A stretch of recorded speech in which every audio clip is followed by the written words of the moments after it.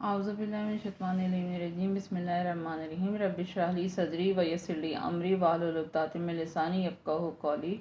السلام علیکم، میں ہوں ہنا اور نیمرولوجسٹ۔ میں سکون قلب کے حوالے سے، معرفت الہی کے حوالے سے میں اسماء الحسنی پر ذکر کرتی ہوں، اور سکون قلب کے حوالے سے اپنی زندگی کے کچھ مشاہدات، تجربات اور اپنے علم کی روشنی میں کچھ باتیں شیئر کرتی ہوں جس سے زندگی کو آگے بڑھنے میں آسانی ملے۔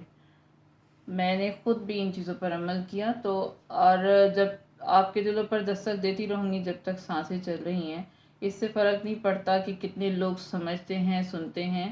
تو ہم لوگ جو ہیں اپنی زندگی کو بنانے کے لیے اپنے ارد گرد کے رشتوں کو بھول چکے ہیں۔ ہمارے ارد گرد کے لوگ کیا سمجھتے ہیں، کیا کہتے ہیں، کیوں کہتے ہیں، ہم سمجھنا نہیں چاہتے، یا پھر ہم اپنے اتنے خود غرض ہو چکے ہیں کہ اللہ کی راہ میں بظاہر ہم نظر ضرور آتے ہیں لیکن اس راہ میں کوئی فائدہ نہیں، تاریکی ہے۔ ایک بزرگ سے کسی نے سوال کیا کہ تصوف میں، فقیری میں اللہ کے قریب کس طرح ہوا جائے، کیا خوراک سے بھی ہو سکتے ہیں؟ تو مرید سے جو ہے مرشد نے کیا کہا ہاں، اگر تم حرام کھاؤ گے تو وہ نوالا تمہارے وجود کے اندر جانے کے بعد رگ رگ میں ایک نور کی کیفیت پیدا کر دے گا، اور پھر تمہارے اور تمہارے رب کے درمیان فاصلہ کم ہونا شروع ہو جائے گا۔ تو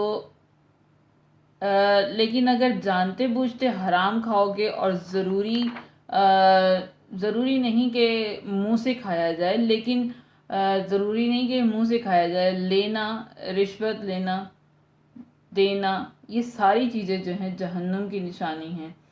اب سوچیں کتنی معمولی سی چیز ہے، رشوت دینے اور لینے والا دونوں جہنمی ہیں، اور آج ہم خدا کی اس بات کو ہم اتنا اگنور کرتے ہیں کہ کوئی دفتر پاکستان میں ایسا نہیں جہاں رشوت نہیں چلتی۔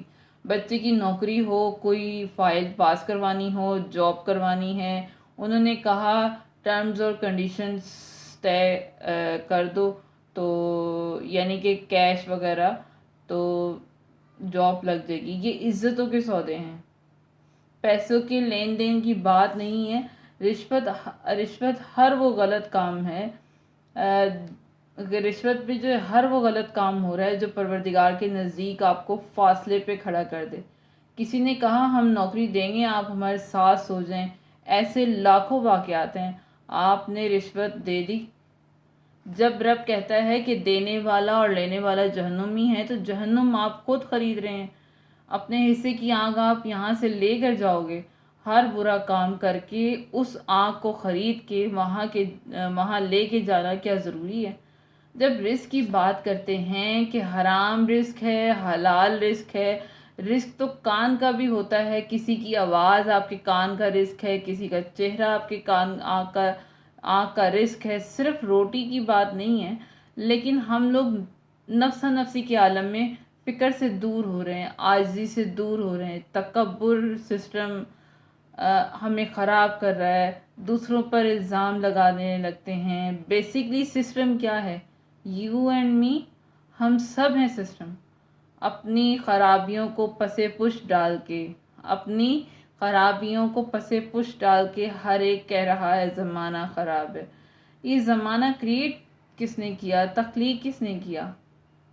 اگر آپ کا بھروسہ ہے اپنے رب پر، اندھا یقین ہے، تو فقیر کہتا ہے ہر چیز میں رب ہے۔ ایک بزرگ تھا، اپنے بچے سے بہت پیار کر رہا تھا۔ ایک ماننے والی اس کے پاس آئی، کہتی ہے تو اس بچے سے پیار کر رہا ہے، میں تو سمجھی تھی تو صرف رب سے عشق کرتا ہے۔ وہ فقیر غش کھا کے گر گیا۔ ہوش آیا تو کہنے لگا یہ بچے بھی تو میرے رب کی ایک عطا ہے۔ اسلام مذہب کا نام نہیں ہے، آپ کے کردار کا نام ہے، جو کر رہے ہو۔ کسی زمانے میں جو ہے ایک بادشاہ تھا، فوت ہو گیا۔ اس زمانے میں ایک بزرگ تھے، بادشاہ کی فوت ہوتے ہی اس کا نافرمان نالائق بیٹا تخت پر قبضہ کر لیا۔ اس نے اپنے بندوں کو کہا اس بزرگ کو لے کر آؤ، سب وی آئی پی کی فہرست بنائی۔ بزرگ کے پاس آئے، انہوں نے برا بھلا کہہ کر جانے سے انکار کر دیا۔ اس شخص کو بڑا غصہ آیا، کہتا ہے اب اس بزرگ کو ہر حال میں لے کر آؤ میرے دربار میں، اس سے ایک پگڑی بھی بنوا کے لاؤ، اس سے جو ہے ایک پگڑی بنوا کے لاؤ۔ اس وقت اللہ کے بندے جو ہوتے تھے وہ اپنے سر پر پگڑی باندھتے تھے اور حاکم وقت کو تحفے دیتے تھے، تحفے کے طور پر دیتے تھے، ان کو مرتبہ عزت میں اضافہ سمجھا جاتا تھا۔ ایک خاص بندہ گیا، اس نے بدتمیزی کی کہ یہ آپ کو ہر حال میں کرنا ہی ہے، تو بزرگ نے اپنے سر سے وہ دستار اٹھا کے زمین پر پھینکی، جلال میں آ گئے، کہا کہ کیا دستار باندھ کے دوں اس کو جس بادشاہ نے 1 ماہ میں مر جانا ہے۔ بعد میں پتہ چلا اس کو اندھا کر کے قتل کر دیا گیا۔ یہ فقیری کا راستہ آسان نہیں ہے، یہ ایک خاردار پتلی سی گلی ہے جس کی ادھر ادھر کانٹے لگے ہیں اور ململ کا لباس پہنا ہوا ہے۔ یہ دنیا یہاں سے جب آپ نے دوسری طرف اپنی منزل تک پہنچنا ہے تو بڑی احتیاط سے چلنا ہے کہ کوئی ایک کانٹا بھی آپ کے چیتھڑے نہ اڑا دے، اور اگر بڑی تیزی سے نکلے تو پہنچیں گے منزل تک ضرور، لیکن برہنہ، کیونکہ چیتھڑے اڑ چکے ہوں گے۔ اب ایسی کامیابی کس کو دکھائی نہیں دیتی، کسی کو نہیں دکھائی دیتی۔ تو پروردگار عالم سے دعا ہے کہ پروردگار ہمیں راہ مستقیم پہ چلائے، سیدھے راستے پر چلنے کی توفیق عطا فرمائے اور ہمارا خاتمہ ایمان پر ہو، آمین یا رب العالمین۔